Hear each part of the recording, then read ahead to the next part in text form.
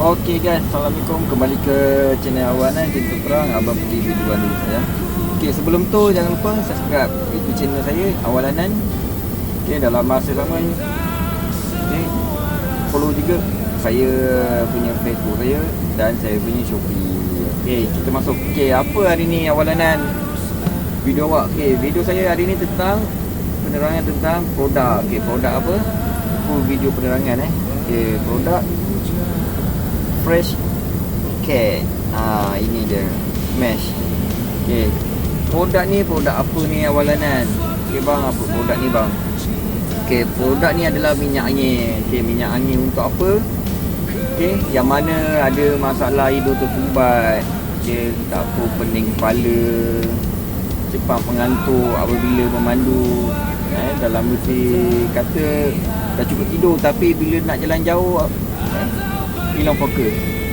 Jadi okey, ini dia produknya. Okey. Lepas tu dalam masa yang sama pula produk ni okey, produk ni dia dua dalam satu. Okey, ini untuk hidung. Untuk hidung, kalau hidung sumbat ke, dapur pening kepala ke atau sebagainya yang anda nak gunakan. Lepas tu dalam masa yang sama pula ni untuk roller. Anda kalau tak suka ni, anda boleh ni lah. Ni jadi anak sapu kat sini pun boleh. Sini pun boleh. Kat mana-mana bahagian anda nak.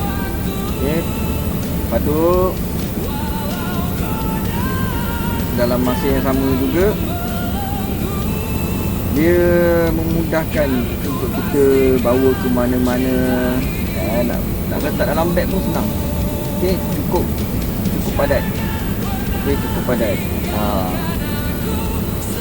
Ini dia.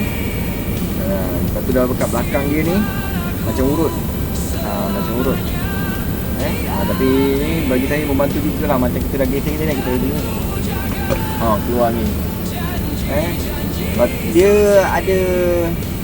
Dia ada empat jenis pilihan. Smash fruit, hot strong, matcha, vapor balm matcha. Okey, boleh dapatkan. Okey, boleh digunakan